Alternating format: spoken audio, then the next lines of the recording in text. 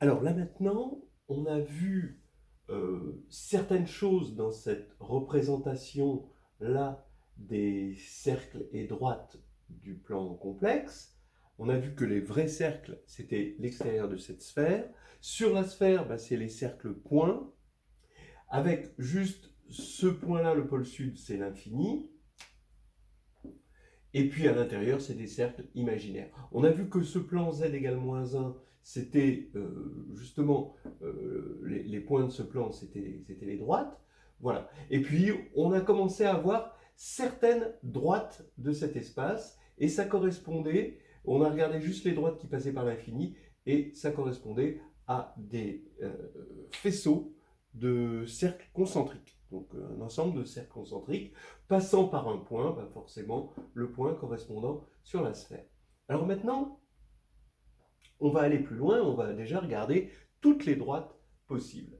Alors vous voyez bien que comme la sphère joue un rôle très important dans cette histoire, il est important de regarder la position de la droite par rapport à la sphère. Et en fait, vous avez trois positions possibles. Soit la droite, ben, elle ne touche pas la sphère, soit la droite est tangente à la sphère, soit la droite coupe la sphère en deux points. Donc bref, on a trois positions possibles. Ce qu'on va voir, c'est que ça va correspondre.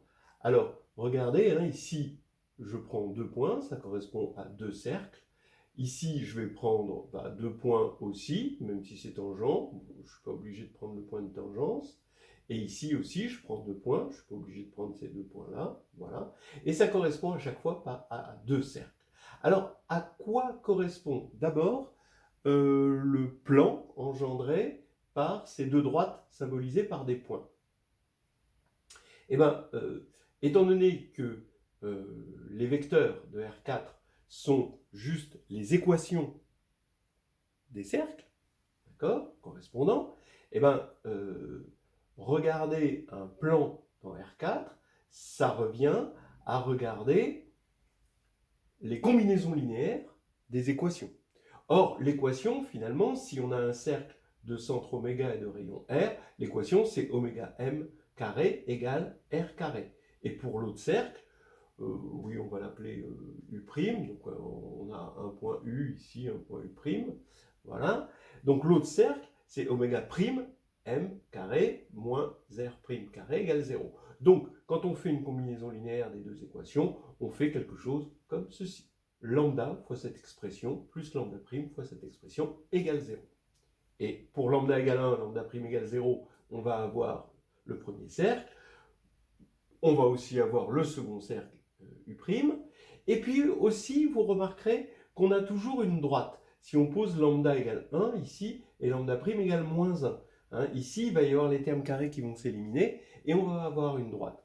Ça correspond à quoi ici dans l'espace? Ça correspond au fait que ces droites-là qu'on construit, eh ben, elles vont forcément couper le plan z égale moins 1, dont on avait dit que c'était le plan des droites. Alors couper forcément, oui, parce qu'on est en projectif, hein, et ça coupe forcément, quitte à couper à l'infini. Bon, alors maintenant, regardons ce qui se passe avec la signature. En fait, quand on a un espace avec une forme quadratique, et on va prendre un plan, donc un sous-espace, d'accord, la forme quadratique va se restreindre forcément à ce sous-espace, et va avoir une signature. On est sur R, on a le théorème de Sylvester. Donc, regardons les signatures possibles pour le plan. Donc, ces deux cercles, finalement, pour nous, ça représente, ils engendrent un plan qu'on appelle un faisceau de cercle. Et on veut classifier les faisceaux de cercle. En fait, on va les classifier comme ceci.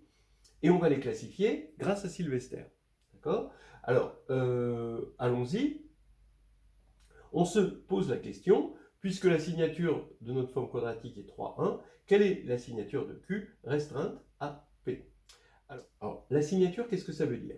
Ça veut dire que la dimension maximale d'un sous-espace tel que Q sur ce sous-espace est défini positif, c'est 3. Et défini négatif, c'est 1. Voilà. Donc, ça veut dire quoi? Ça veut dire que la signature de Q sur P, ça va être forcément, ça va être 2, parce que ça ne peut pas être 3, parce que là, P c'est un plan. Donc ici, 2 au maximum. Et là, dans ce cas-là, évidemment, 0 pour ce qui est de la partie négative. Ça veut dire que la forme normale ici de Q sur P est de la forme x2 plus y2. Des droites isotropes, il n'y en a pas puisque c'est défini positif. Et le Cauchy-Schwarz, il est toujours strictement inférieur à 1. C'est ce qui se passe quand on est en défini positif. En signature 1,1, ça c'est possible. Hein. On prend un sous-espace sur lequel Q est défini une droite, sur laquelle Q est définie négative, une droite sur laquelle Q est définie positive, on fait la somme directe, et on va avoir quelque chose forcément de signature 1,1. Et ici, donc la forme normale, ce sera, d'après Sylvester, x2 moins y2.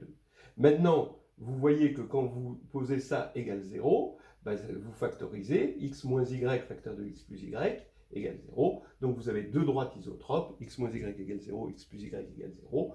Donc vous avez deux droites isotropes. Donc ici, vous êtes sur un plan hyperbolique, et sur un plan hyperbolique, Cauchy-Schwarz est strictement supérieur à 1. Ici, on a un anti-Cauchy-Schwarz, si vous voulez. Hein, c'est strictement supérieur à 1.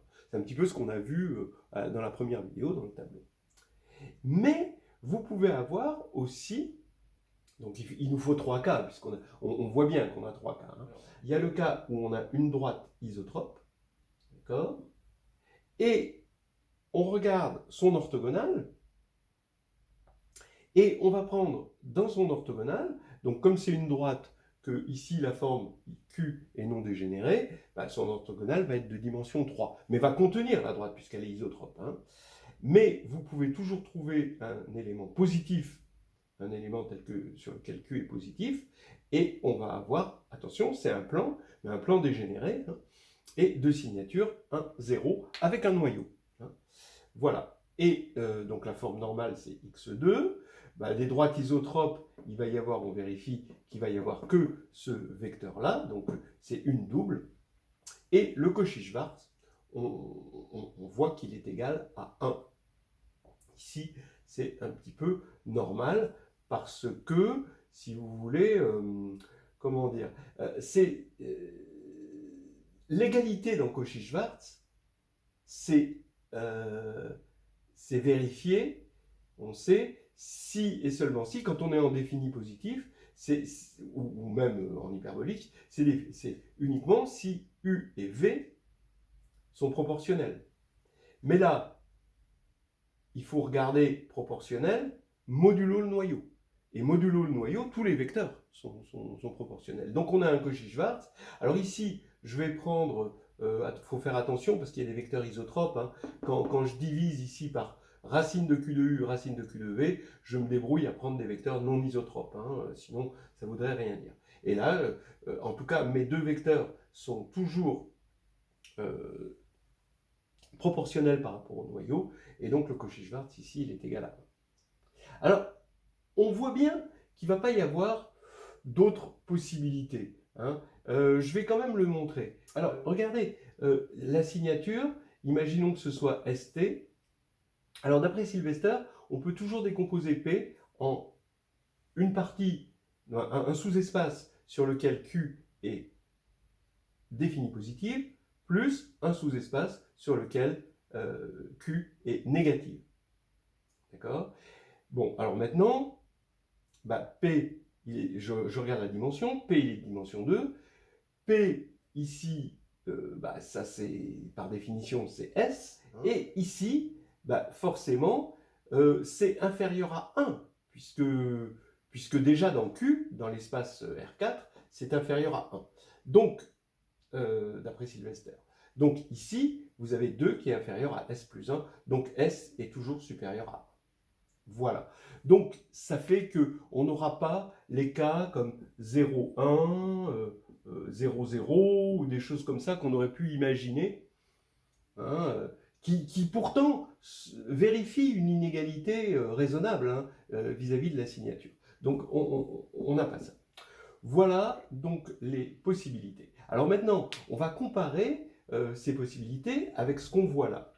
Ici, le plan ne possède pas de droite isotrope, ce qui veut dire, quand on traduit ça en termes de R3 ici, bah, c'est cette droite, parce qu'elle ne coupe pas l'ensemble des points, ici, isotropes, hein, de la sphère. Donc, finalement, ça correspond à ça. D'accord ? Ça, 1, 1, bah, il y a deux droites isotropes, bah, ça va correspondre évidemment à ces deux points-là. D'accord ? Et 1, c'est gros, bah, le point double ici. Donc, on voit bien. Maintenant, il faut faire le lien avec ça. Là, ici, bah, vous voyez bien que vous avez un ensemble de cercles, le faisceau, hein, mais à partir du moment où dans CU et CU', vous avez déjà deux points, les points d'intersection M et M', qui vérifient l'équation. Donc ici, si on pose M, le point d'intersection, ici on va bien avoir 0, et ici on va bien avoir 0, puisqu'il est dans l'intersection. Donc ça veut dire que le point, il appartient à tout le faisceau. Mais il y a un deuxième point. Et à partir du moment où un cercle possède deux points, eh ben, c'est ni un cercle point, ni un cercle imaginaire. C'est un vrai cercle, donc par élimination. Ce qui fait que on a ici que des vrais cercles. Donc ça ne peut être que cette possibilité-là, où on est sûr qu'on a toujours des vrais cercles. Ça s'appelle un faisceau, hein, à point base.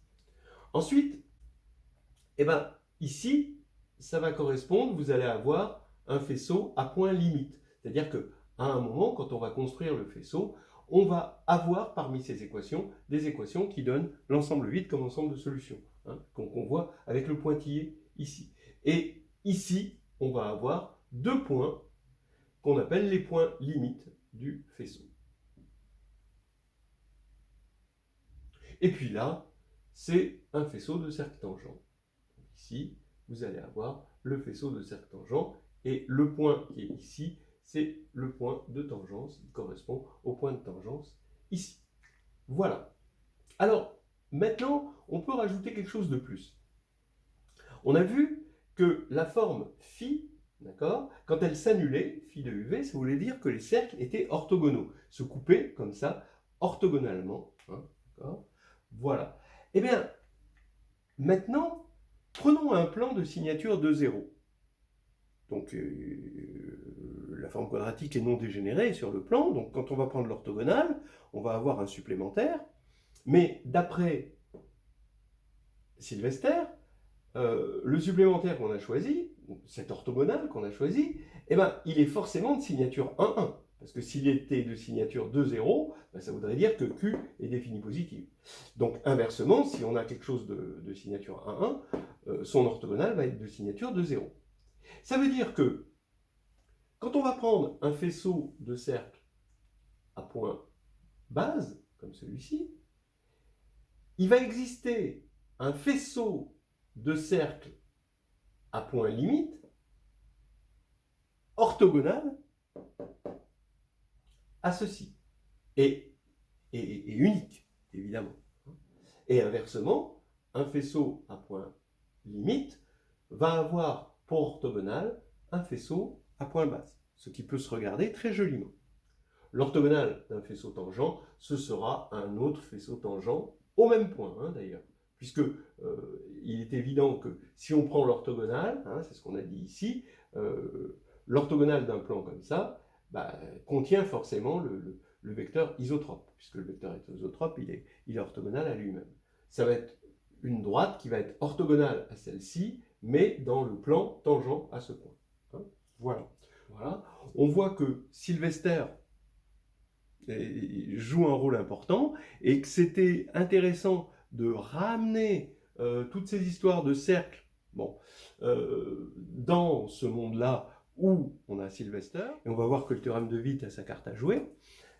Et maintenant, peut-être que le défaut, ici, ça va être de dire la chose suivante. C'est que si on prend U, ici, donc ça c'est un cercle, j'aimerais voir les points du cercle.